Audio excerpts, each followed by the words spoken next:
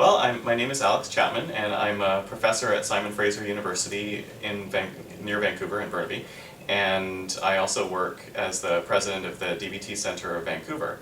And the DBT Center of Vancouver is a private clinic that we developed about 7 years ago to help people with complex mental health problems, and including borderline personality disorder and self-harm, people who are suicidal, people who have serious problems with depression, eating disorders, sometimes substance use problems and those types of things. And I really got interested in this area back when I was a graduate student, and I was doing my research on problems that people have that got them into prison, basically. And so somewhere along the way, though, I started seeing people who had problems that were similar to those of people with borderline personality disorder, people who self-harmed, and I was really early in my career, so I didn't really know what I was doing. But I was learning about DBT at the same time my clients were learning about DBT, and I noticed that there were some big changes that people were making. And at the time, there was this sort of idea that people with borderline personality disorder were not really all that treatable, that they were too difficult to treat. And so, but I was quite inspired by the work that my clients were doing and how they were changing, even though I knew pretty much nothing about what I was doing at the time. And so I kind of switched gears and got much more interested in looking into borderline personality disorder, doing my research on it, and self-harm and those types of topics. And then I did most of my training in the US and got some specialized training at Duke University in DBT, and then I went and worked with Marsha Linehan for a couple of years as a postdoctoral fellow. And Marsha Linehan's the woman who developed DBT. And then I was lucky enough to come back to Vancouver and be able to develop research on DBT, which I do up at the university. I also spend time teaching students how to do effective treatment and how to treat people who have complex problems. And I'm also involved in the DBT Center, where I train and supervise our staff members and see clients and run groups and that type of thing. DBT is dialectical behavior therapy, and it was originally designed by Marsha Linehan at the University of Washington, and her goal was to help highly suicidal women, so people who had complex problems, who were really suffering, and who were highly suicidal. This was the big focus of hers when she was starting to develop the treatment. And it turns out that a lot of these people met criteria for borderline personality disorder, and so she decided that she would start further developing this treatment around some of the problems that came along with borderline personality disorder, such as having difficulty managing emotions, having emotions that are like a roller coaster ride up and down all the time, having a hard time navigating relationships, being kind of on the more impulsive side, so engaging in reckless behavior, engaging in self-harm, those types of things. And so DBT became a treatment that was related to borderline personality disorder, but it actually started as a treatment for people who are really suicidal. And the treatment itself involves 4 different parts. So one part of DBT is individual therapy, where the client goes in and sees his or her therapist once a week for about an hour or so. And then the other part is group skills training, DBT skills training, which is usually about 2 to 2.5 hours a week, and it's where clients learn important skills, probably skills that a lot of us wish that we had learned when we were younger as well. So things like how to pay attention, so mindfulness skills. Another type of skill is how to understand better and manage your emotions. Another types of skills are how to ride out a crisis and not make anything worse. So how to tolerate distress, how to distract yourself until things can change. And then other skills involve helping people learn how to better navigate interpersonal relationships, get their needs met, ask for what they want from other people, say no to things they don't want from other people, and all sorts of practical skills like that, that again, I think many of us kind of wish we'd had when we were younger. Some of us did have more than others, but in this case, the group involves sort of teaching people all these skills and having them practice them in between sessions and that type of thing. So there's the two parts so far, individual therapy and then group skills training. And then the third part is what's called the DBT consultation team. So this is a team of therapists, they're all doing DBT, and they all meet together once a week just to talk about how they can do better treatment, basically. So it's in some ways a support group for therapists, because working with clients who might be suicidal and who have lots of different types of problems can be a little overwhelming. And so Marsha Linehan, when she was developing the treatment, realized that people working with people with complex problems need support in this really important work. And so the team provides support, but it also provides feedback and encouragement and helps to sort of enhance therapists and make them better at what they do. So there's that, and that happens about once a week usually. And then the other part of DBT is what's called telephone consultation. But these days there's so many different ways to communicate, like Skype and email and messaging and all that type of thing, that it's really kind of just communication in between sessions, and where the therapist is available to help the clients find some way to bring the skills they're learning in therapy into their everyday life. So therapists might take phone calls when a client really needs to figure out what to do, is really upset, really needs to know what skill to use, or when the person might be at risk for harming himself or herself. So those are the 4 parts to it, basically. So the difference between DBT and CBT is that DBT is a treatment where there's a bit more of a focus on, there's a few things that are a little different. One of the main differences that stands out is the fact that DBT is a team-oriented approach. So in lots of different types of CBT, there might be treatment teams, but in DBT, the team is a critical part of the treatment.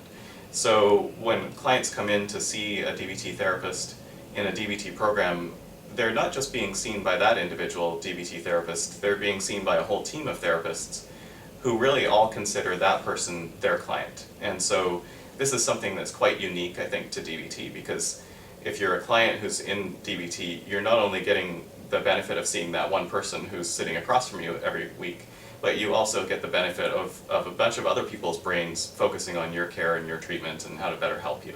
So that's one thing that's a little different. It's not always part of CBT, but it's part of some CBT, but it's a critical ingredient of DBT. Another thing that's a little different about DBT to CBT, although it's not so different anymore, is that there's a big focus on mindfulness and acceptance. So mindfulness is really paying attention to what's happening in the present moment. And there's been probably a fair amount of media publicity about mindfulness and how it can help your brain and how it's really impossible to actually multitask and all those types of things. And so in DBT, what we do is we teach people how to really pay attention to the present moment and develop this skill of mindfulness over time. And back when DBT first came out, there weren't that many other treatments doing that. And so it's still a unique part of DBT, but now lots of other treatments have developed mindfulness-based approaches to other problems like eating disorders and depression and that type of thing as well. Probably another difference in DBT is that compared to CBT, there's a little bit more of a focus on skill building in DBT. So in other forms of CBT, skills are taught, so anxiety management skills, anger management skills, and all those types of things. But skills is considered more of a critical part of DBT, and it's taught in a whole separate class where people go through and they sort of learn the mindfulness, the stress tolerance, emotion regulation, and interpersonal effectiveness skills separately from what they're doing in their individual treatment. So that's a bit of a unique part of DBT as well. And then another part that's a little different is that DBT has what we call a dialectical philosophy. And the basic idea behind this is that the best way to help people who have chronic complex problems is to find some really effective way of balancing acceptance of the person for who he or she is in the moment, and also to help the person change. And so as DBT therapists, we're always trying to find and strike the best balance between accepting the client and helping the client accept him or herself and his or her emotions and reactions and situations, and also helping the person change. Because when you're intensely miserable, when you're suicidal, when you have complex problems, you need a little bit of both. You need to find some way to accept yourself and the way things are. You need to have someone else who accepts and understands where you are and what's going on. But you also need your life to change in important ways if you want to develop the life that you're interested in developing. Yeah, so dialectical, as I was just talking, is this idea that reality consists of opposites, so kind of opposing forces. So if you can think about it a little bit as like thesis and antithesis. So people often say, well, for every thesis, there's an equally valid antithesis. So the idea is basically for every argument, there's an equally valid counter-argument. So you can sort of think about it as the last time you were in a heated conflict with somebody really close to you, and you were trying to win that conflict, and you were thinking your argument's the best argument. Maybe the other person's thinking their argument's the best argument. But the reality is that there's probably truth in both. And so in dialectics, the idea is that, dialectical theory, the idea is that reality consists of these opposites, and we're looking for the truth in both, and some way to balance the opposites. And in DBT, we think of the opposites as acceptance and change. So we both need to accept people the way they are, and we also need to help them change. So let's say you had a friend whose foot was on fire, and so in order to help that person, you have to accept that the person's foot's on fire, right? So you wouldn't want to start thinking, well, the person's just thinking about this the wrong way, for instance. Like maybe you could, think about your foot being on fire differently, and then you'll feel better. That's often kind of the message when you try and change people's thoughts when they're really upset, as well. You could just think about the fact that your foot's on fire differently, like maybe the fact that it's cold outside and it's keeping you warm or something, and then you might just feel better. But, so therapists, what we try and do when we're bringing dialectical thinking to the table is that we try to both accept that the person's foot's on fire and also help them change it in some way. Because it has to change in order for them to have a better life. So, Marsha Linehan developed DBT. She's a professor at the University of Washington. And I was mentioning earlier that her focus was on trying to help highly suicidal women at the time. And of course, DBT is not just a treatment for women. It's important to know that there's been research on DBT for men as well, and both women and men.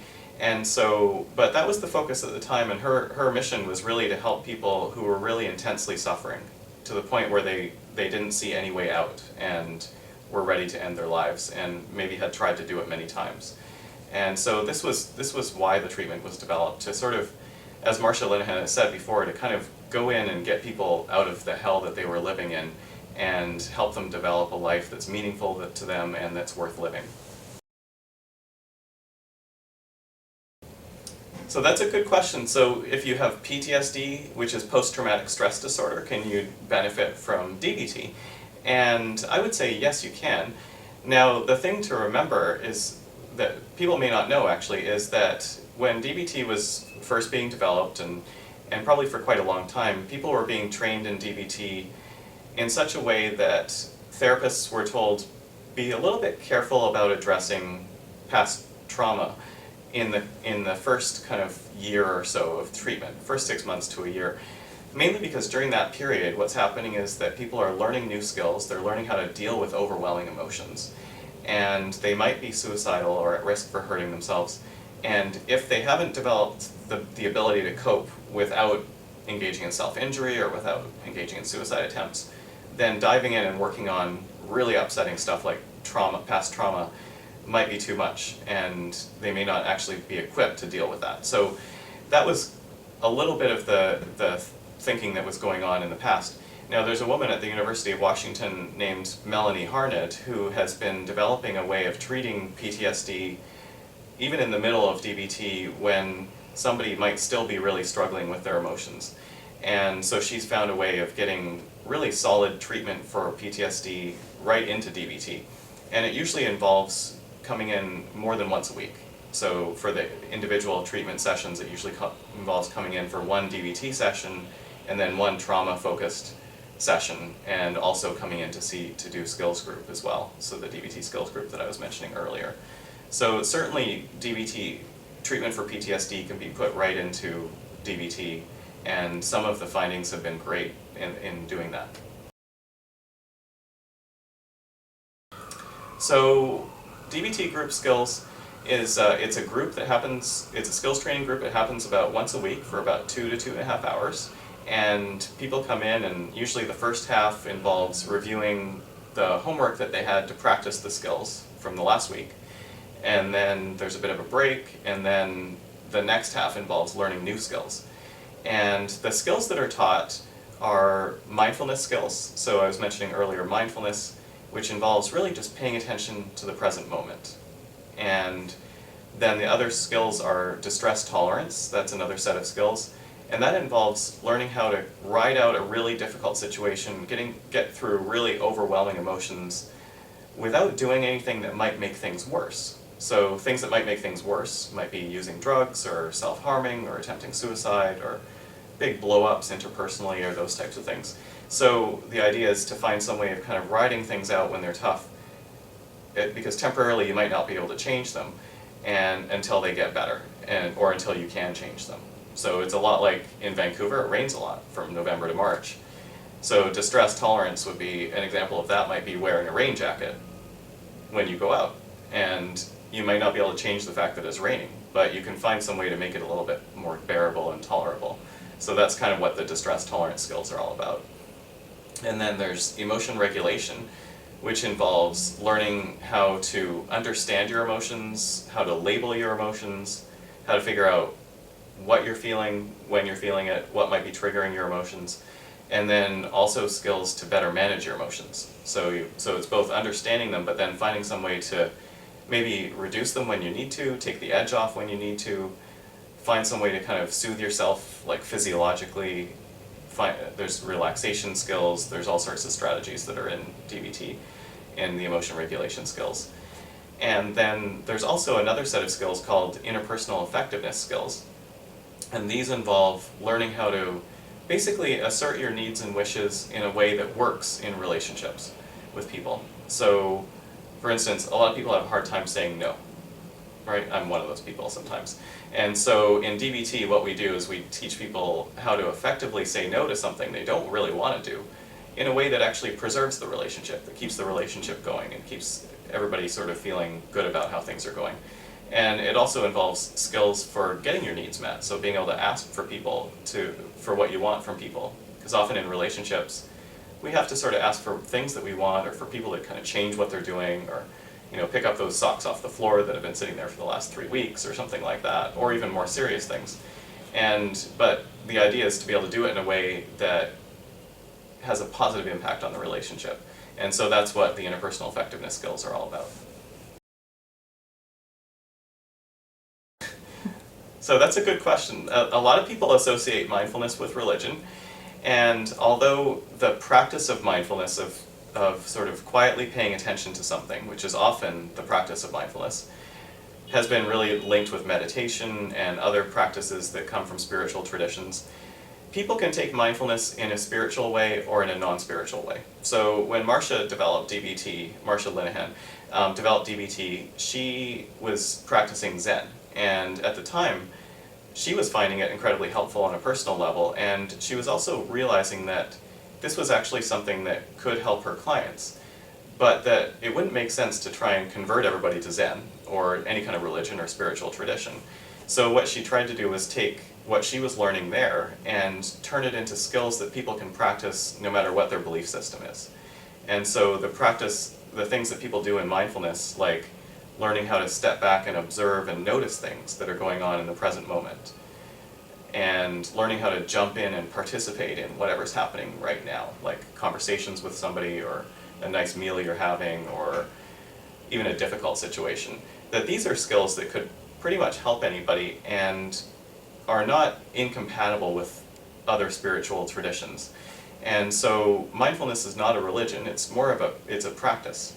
But people sometimes go a spiritual route with mindfulness, and that's perfectly fine. So if mindfulness from a spiritual perspective is what people are interested in, then they might seek out the advice of a spiritual director or a teacher who practices that. And on the other hand, if they're only interested in mindfulness because of the positive psychological effects and the fact that it can enhance your well-being, then there doesn't have to be any spirituality or religion involved in it at all. Okay, so a lot of people don't like group therapy, and that's perfectly understandable. And there's lots of reasons as to why people don't like groups. It could be that people are anxious about talking in groups, or they don't feel that they can relate to the other group members, or they've been to groups before and they didn't like it. There's lots of different reasons why people have a hard time with groups. And in DBT, if you're really doing traditional DBT, then you get the skills training in a group setting.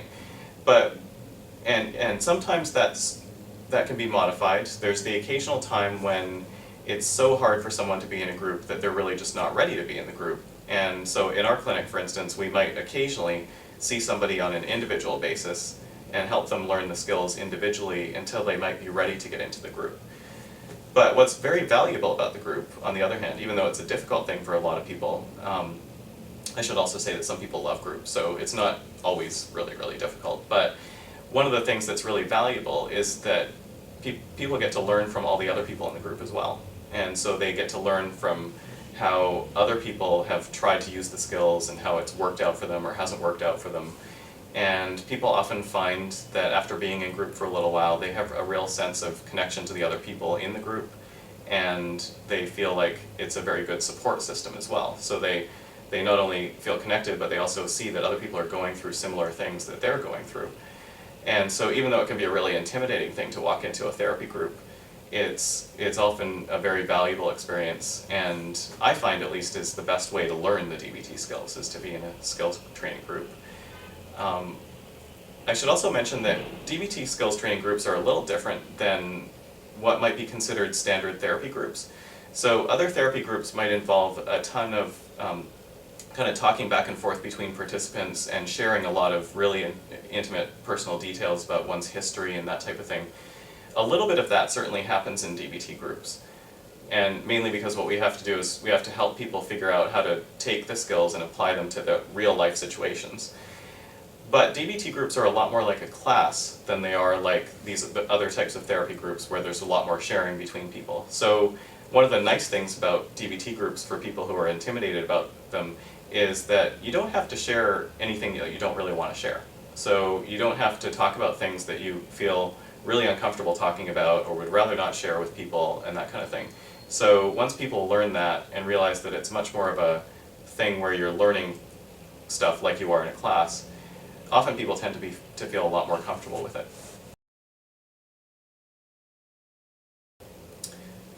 So how do people know if they need DBT? I guess one thing I would think of is that DBT is a very good treatment if you're somebody who has fairly complex problems. So if you've got, for instance, if you've been diagnosed with borderline personality disorder, so when you look at the treatments for borderline personality disorder, DBT has probably the most scientific evidence. There's the largest number of studies for DBT, even compared with drug treatments.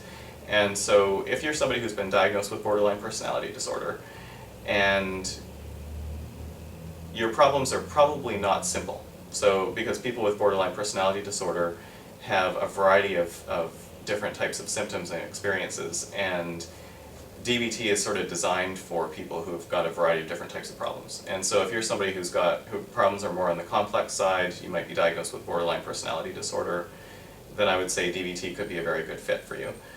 If you are somebody even who doesn't have borderline personality disorder but has got lots of different problem areas, like you might have problems with depression, eating disorder problems, you might have problems being suicidal at times, or with self-injury, or those types of things, then again DBT could be a good fit, because there's a lot of work that's been put into DBT in terms of helping people learn how to kind of treat lots of different problems. And that's a little bit unique to DBT compared to other treatments.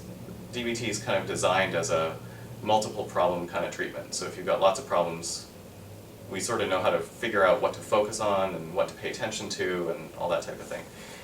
If you're somebody who's suicidal, DBT is a very good treatment for suicidal behavior, and there's lots of good evidence for DBT in terms of helping people reduce their suicide attempts, spend less time in the hospital, and those types of things as well. And similarly, if you're somebody who self-injures, there's very good evidence for DBT for self-injury. So those would be the main problems I would say that DBT would be something to consider if you've got those problem areas.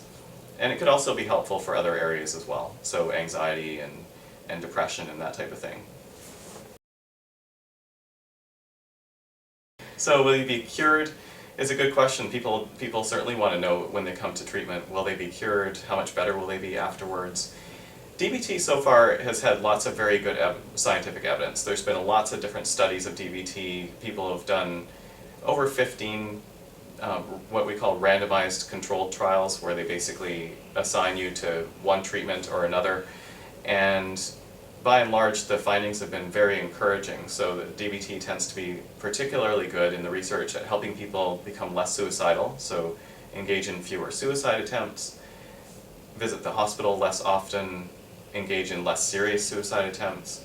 There's been a lot of research on DBT showing that DBT reduces self-injury. But it's not just those things like suicide attempts and self-injury. Even those are really important, because it's very hard to develop a life that's worth living if you're continually attempting suicide or trying to get out of your life. So developing a life worth living somewhat involves being able to turn away from suicide as a solution to the misery that's going on, and to try and really work on building up your life. And so that building up your life part, DBT is quite good at as well. There's good evidence that DBT is effective at reducing depression and emotional misery and those types of things. And it's not always better than other treatments at reducing those factors, but it's important to remember that in the past, BPD was considered a much less hopeful diagnosis. People were thinking if you've got borderline personality disorder, you might be stuck with it for a really long time, and it may be very hard for you to get better. But it turns out treatment in general, including DBT, can really help people with BPD get to the point where they don't feel as depressed, where they don't feel as anxious, where they have a better sense of well-being in life, and their functioning goes up in terms of work and social functioning and that type of thing as well. So there's a fair amount of very good evidence. That said, we could still always get better. So DBT is not a perfect treatment. There is no perfect treatment for borderline personality disorder. But we do our best to try and do the best with what we've got with each individual person and help them work toward their goals.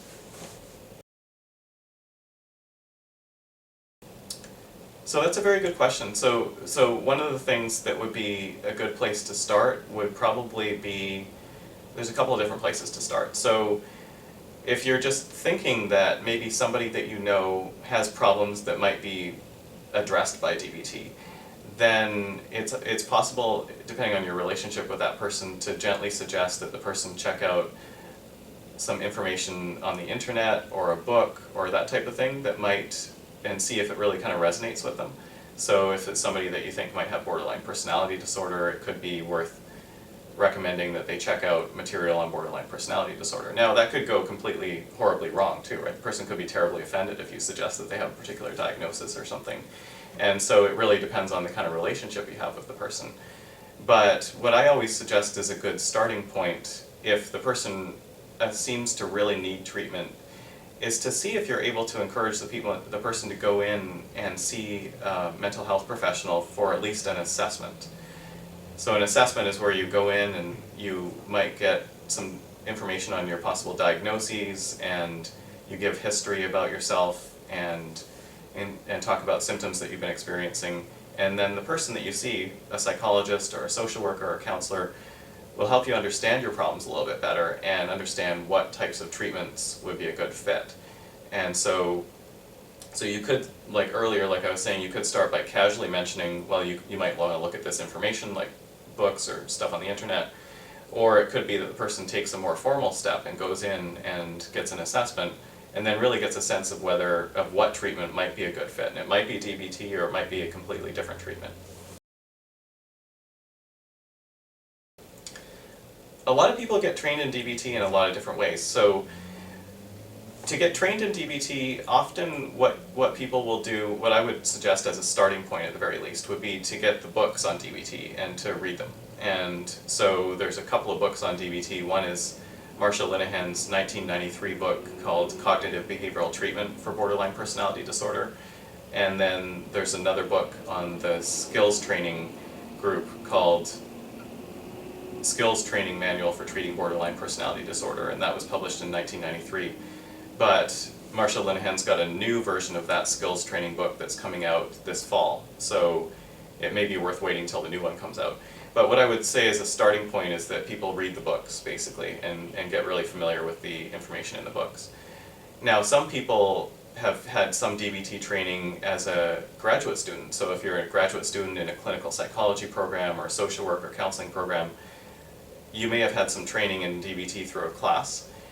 Other people, so that sometimes that's the first people first encounter DBT that way, and then they decide they want more training. And then from there, there's other training options. So there are workshops that are given where people can go and do like a 1-day workshop or a 2-day workshop or even a 5-day or a 10-day workshop on DBT. And there are other trainings as well that are happening online. So a company called Behavioral Tech, located in Seattle, which is the company that Marsha Linehan founded to get DBT out to clinicians who are treating people. They have online training programs, they have workshops that they do. Through the DBT Center of Vancouver, we also do workshops and training and consultation with people as well. And so there's lots of different options out there in terms of how people can seek training in DBT. But there's no one particular type of training this is the training you have to have, and if you don't have this training, you can't do DBT. That said, there's a new certification process in DBT. So if clinicians are interested in getting training in DBT and then becoming certified in DBT, then they can do that as well. Well, thank you. It's been nice having a chance to talk more about DBT, and I'm hoping it's been helpful and that people have learned some information that might help point them in the right direction.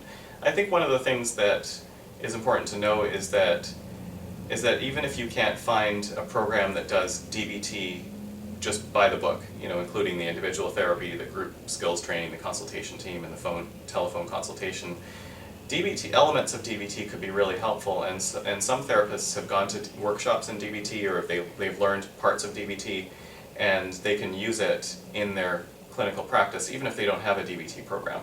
So I want to get the message across. I think that it's not a hopeless situation if you're in a place where you just can't find a full-fledged DBT program, because you might still find some aspects of DBT to be really helpful as well.